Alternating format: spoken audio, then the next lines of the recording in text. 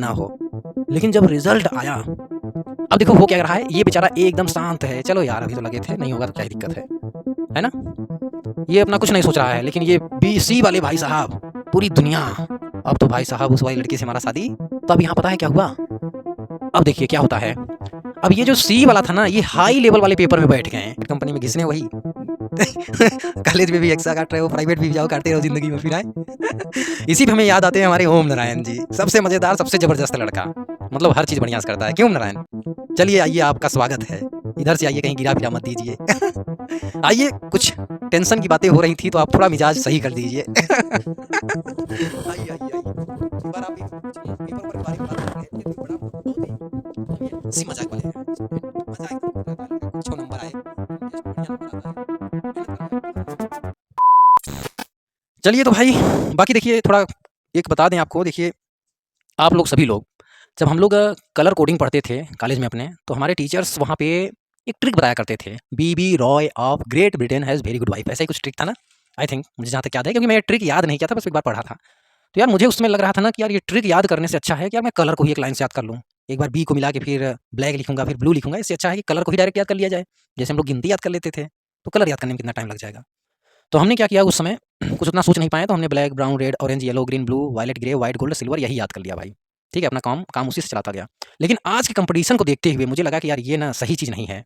एक बार पूरा कलर लिखेंगे, फिर उसका कोड लिखेंगे, कुछ ऐसा टेक्निक मतलब लगाया जाए, कुछ ऐसा ट्रिक लगाया जाए, जैसे ब्लैक कहें तो तुरंत हमको याद होना चाहिए 0, पहला है इसलिए याद है। ऐसे ब्लू कहें तो तुरंत याद होना चाहिए 6 नंबर का कोड है। इसी प्रकार अगर ऑरेंज कहें तो तुरंत याद होना चाहिए भाई 3 नंबर का कोड है। येलो कहें तो तुरंत याद होना चाहिए 4 नंबर का कोड है ना? व्हाइट कहें तुरंत याद होना चाहिए 9 नंबर का कोड है। इस तरह से आपको कोड, और आप इसके लिए हमने काफ़ी थोड़ा-सा सोचा और एक वीडियो प्रोवाइड किया। हमारे प्लेलिस्ट में जाइए, यूपीपीसीएल टीजी 2 का प्लेलिस्ट है, मतलब इलेक्ट्रीशियन फर्स्ट ईयर का प्लेलिस्ट है। आप वहाँ पे जाइए और ये कलर कोडिंग वाला वीडियो आप एक बार देखिए, 100% आपको बहुत अच्छे से ये चीज़ याद हो जाएगा। ठीक है? तो आप वहाँ पे जाइए और देखिए, मस्त एक बार वीडियो देखेंगे, पूरा ज़िंदगी के लिए याद हो जाएगा।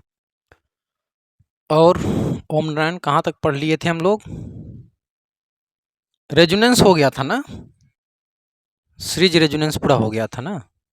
ठीक है। हाँ जी। यूपीपीसीएल टीजी 2 की वैकेंसी। अभी तो यार फर्स्ट ईयर में ही हो। अच्छा, जानना चाहते हैं। चलिए आज थोड़ा सा अच्छा इस पे डिस्कस कर लिया जाए। लेकिन साथ में हमारे जो सभी साथी हैं, आई होप कि आप सभी लोग एक बार इस वीडियो को देखने ज़रूर आएंगे, क्योंकि बहुत सारे लोग यही सोच रहे हैं, जो हमारे इन भाई साहब का प्रश्न है ना? ये पूछ रहे हैं सर टीजी 2 की नेक्स्ट वैकेंसी कब आएगी? आप लोग भी जानने के लिए इंटरेस्टेड हैं? चलिए भाई, आज थोड़ा सा अच्छा इस पे डिस्कस कर लिया जाए, क्योंकि मुझे जहाँ तक लग रहा है, जैसे ओम नारायण, भारती और बहुत सारे लोग यहाँ बैठे हुए हैं, है ना? काफ़ी अच्छे विद्यार्थी हो आप लोग, मेहनत करो यार, है ना? आईटीआई का मतलब तभी समझ में आएगा, अभी जो ट्रेंड चल रहा है ना, आईटीआई अगर कोई करता है तो उसका मेन टारगेट होता है भाई यूपीपीसीएल टीजी 2 में जॉब लेना है। सोचो कितना मज़ा आएगा यार, जब स्टार्टिंग में ही 40-45 हज़ार से स्टार्टिंग होगी ना। और समाज में एक जो रिस्पेक्ट होगा अलग ही लेवल का, है ना? मनपसंद लड़की से शादी हो जाएगा, नहीं तो ऐसे ही ढूंढते रहो फिर भाई, जहाँ आपको पसंद आएगा वहाँ उन्हें नहीं पसंद आएगा ना। तो उल्टा पुल्टा ये सब चीज़ें चलती रहती हैं। तो सच कहें तो आज की डेट में अभी जो चल रहा है, आज से अगर करीब आप चले जाइए 40-45 साल या कुछ साल पीछे, तो उस समय गवर्नमेंट जॉब का उतना महत्व नहीं था। क्योंकि मुझे याद है कि 2000, अभी ज़्यादा दूर हम चले गए हैं, अभी आप जाइए कम से कम 10-15 साल पहले, उसमें जेई की, यूपीआर वीयूएनएल में जेई की सैलरी 10-10 हज़ार से ही स्टार्टिंग हुआ करती थी। तो बहुत सारे लोग, अगर उससे पहले की बात की जाए तो और कम होगी, लेकिन अब जो 8-10 हज़ार थी सैलरी, अब सोचिए ग्रुप डी टीजी 2 में कितना कम रहा होगा। तो उसमें ग्रुप डी टीजी 2 का उतना नाम ही नहीं रहता था, इसमें जाने के लिए कोई इंटरेस्टेड ही नहीं था। क्यों? क्योंकि उससे ज़्यादा लोग अपना घर पे खेती बाड़ी या कुछ भी छोटा मोटा बिजनेस व्यापार करके उससे ज़्यादा पैसा कमा लिया करते थे। लेकिन अब देखिए क्या हुआ, किसान बेचारे मर रहे हैं, फांसी लगा रहे हैं। क्यों? क्योंकि भाई जहाँ बड़े लेवल पे खेती हो रही है, किसान लाखों 2 लाख 3 लाख पूरा खर्च करके खेती कर लिए और पता लगा उनका फसल उतने में बिका ही नहीं, उसका आधा दाम भी नहीं मिला किसान को, तो क्या करेंगे। लेकिन यहीं पे देखिए हमारी जो सरकारी नौकरी का ग्राफ है वो भाई साहब महंगाई सब जोड़ते हुए कितना हाई हो गया।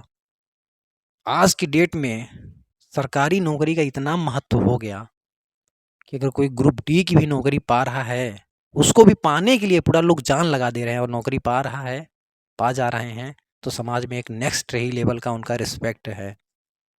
सही बात है। तो तो सच में बात ये है कि यार देखो आईटीआई लेवल पे आप लोग पहले देखो, कोशिश करो, मेहनत करो, सभी लोग जितने लोग यहाँ बैठे हो आप मेहनत करो यार, पूरा जान लगा दो, क्योंकि एक अच्छी प्राइवेट नौकरी भी पाना ना आसान नहीं है आज की डेट में।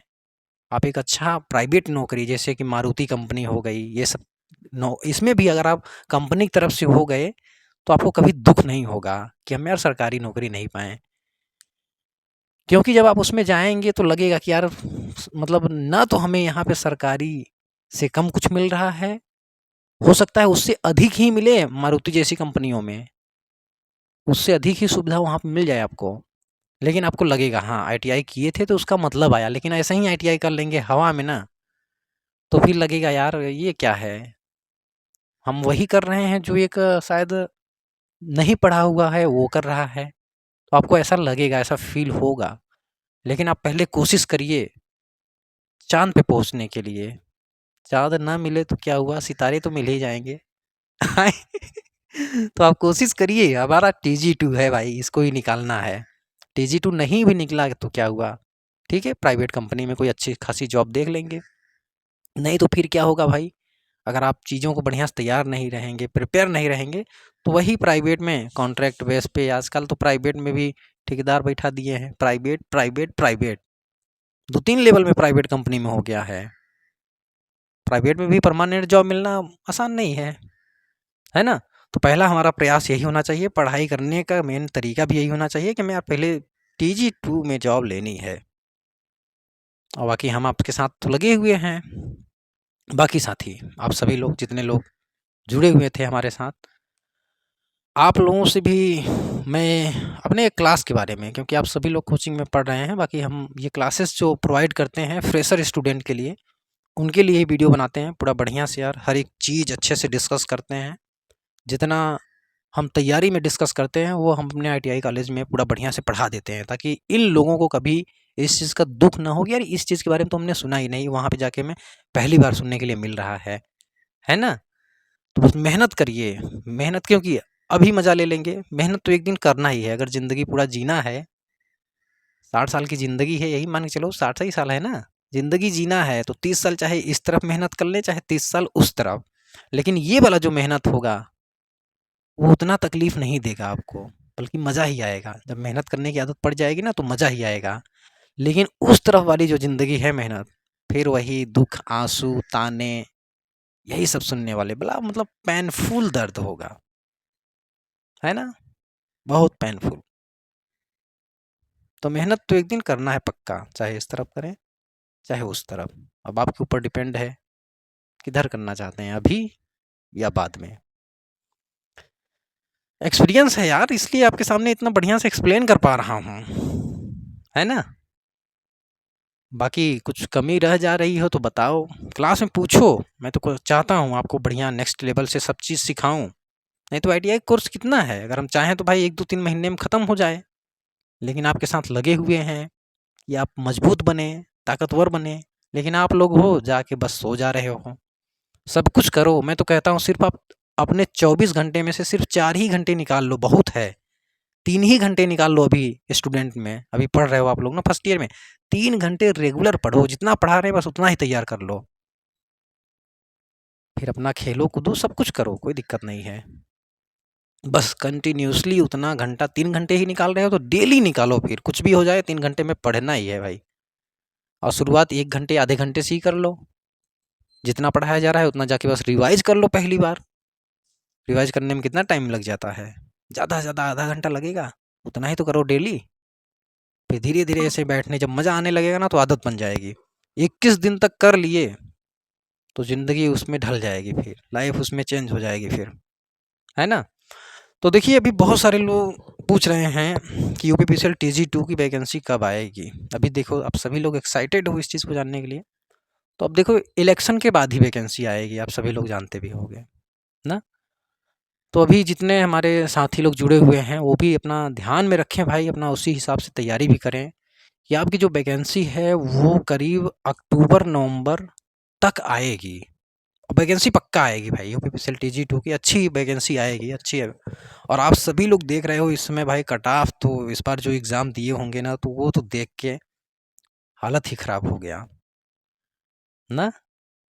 इस बार पता है क्या हुआ, देखो कोई भी पेपर बनता है कि क्या होता है भाई, हमारा जो पेपर होता है एक होता है हाई, ठीक, हाई हाई लेवल का पेपर, और एक पेपर मान लीजिए बन गया मीडियम, और एक पेपर आपका बन गया लो लेवल।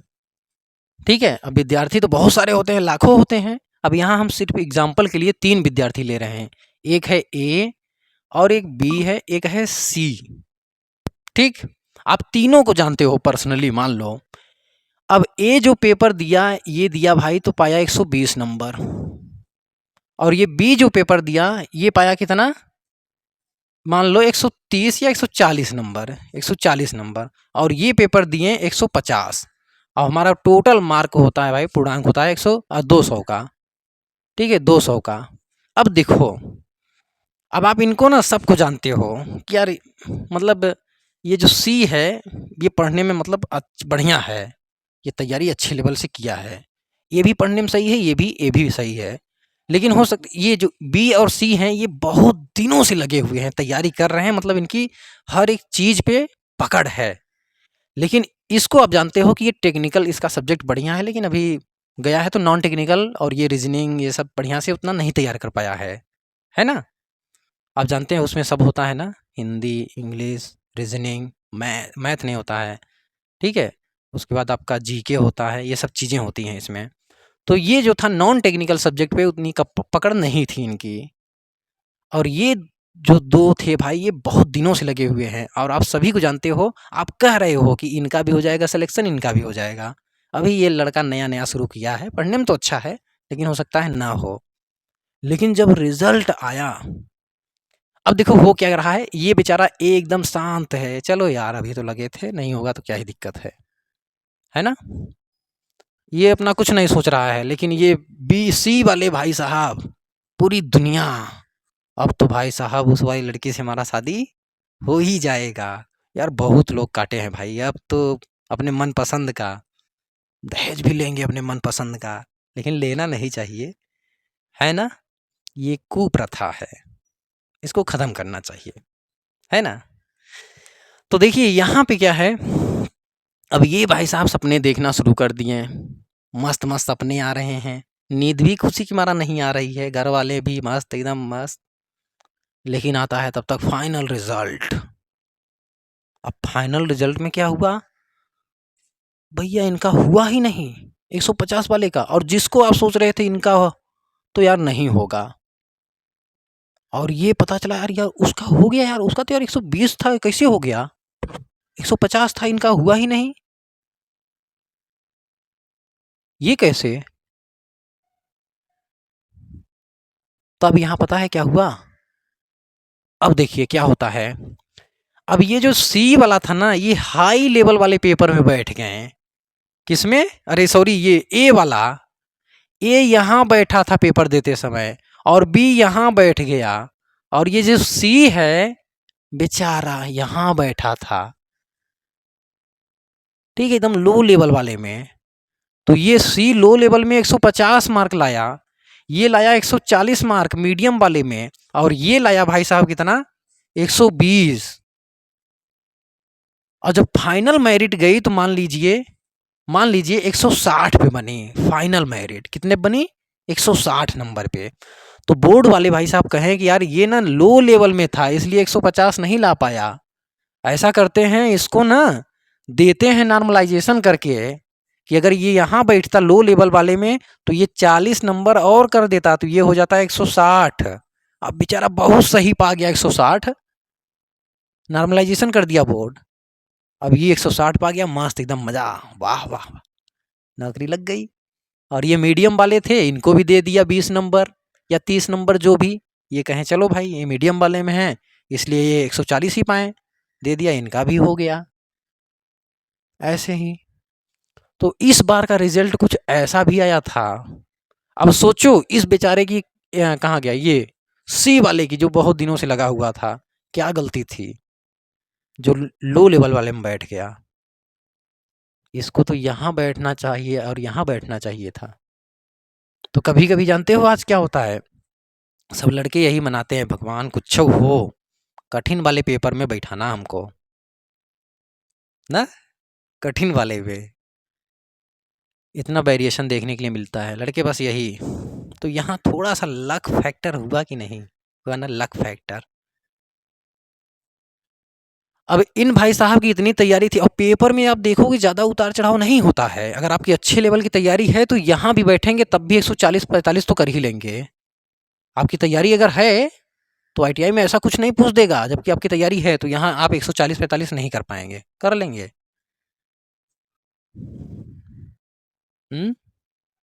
तो ये होता है कभी कभी, है ना। तो बाकी अभी से देखिए लग जाइए भाई, आपकी हो सकती है अक्टूबर नवंबर में वैकेंसी जरूर आएगी, वैकेंसी तो आएगी, चुनाव के बाद वैकेंसी आना ही आना है भाई।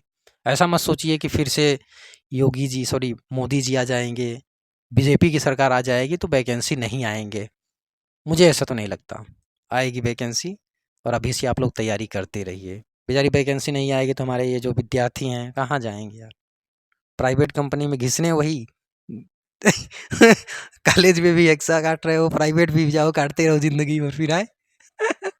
इसी पे हमें याद आते हैं हमारे ओम नारायण जी, सबसे मजेदार सबसे जबरदस्त लड़का, मतलब हर चीज बढ़िया से करता है, क्यों ओम नारायण। चलिए आइए आपका स्वागत है, इधर से आइए, कहीं गिरा फिरा मत दीजिए। आइए, कुछ टेंशन की बातें हो रही थी तो आप थोड़ा मिजाज सही कर दीजिए। आइए आइए आइए, एक बार आप एक कुछ हम पेपर ऊपर के बारे में बात कर रहे थे तो ये बड़ा मतलब बहुत ही मतलब ये हंसी मजाक वाले स्टूडेंट, मजा एकदम खुश रहता है लड़का, कुछ नंबर आए लेकिन टेस्ट में बढ़िया नंबर आता है, मेहनत करो यार, ठीक है उम्र कि जोश वाली यार। कि हम फेल हो या पास हमें कोई गम नहीं है, कि हम फेल हो या पास हमें कोई गम नहीं है, जब तक है दम फारा भरते रहेंगे हम। जब तक है दम आए, ठीक है, इनके कहने का मतलब सही है, ठीक है ना। देखो भाई बात ये है ओम नारायण, कहना चाहते हैं कि यार देखो जब तक है समय आपके पास, है ना ओम नारायण, जब तक है समय तब तक लगे रहो यार, क्योंकि ऐसा लगता है कि सफल होने से ज़्यादा ज़रूरी होता है लड़ना, है ना, लड़ना। अगर आप लड़ के हार गए तो उसका मज़ा एक अलग ही होता है, ऐसा कभी ना लगे कि यार काश मैं लड़ा होता तो शायद जीत जाता, ऐसा नहीं लगना चाहिए भाई। ठीक, तो आज से ही आप लड़ना शुरू करें, बाकी आपके अंदर सब कुछ पॉजिटिव है, बहुत पॉजिटिव सोचता है ये लड़का, हमेशा बी पॉजिटिव है, तो हमेशा मस्त रहो, हैं, ठीक है ना। चलो ठीक है, तो चलिए आज की वीडियो में बस इतना ही रखते हैं, मिलेंगे फिर से एक और नए वीडियो में, तब तक के लिए हमें दीजिए इजाज़त, बहुत बहुत धन्यवाद।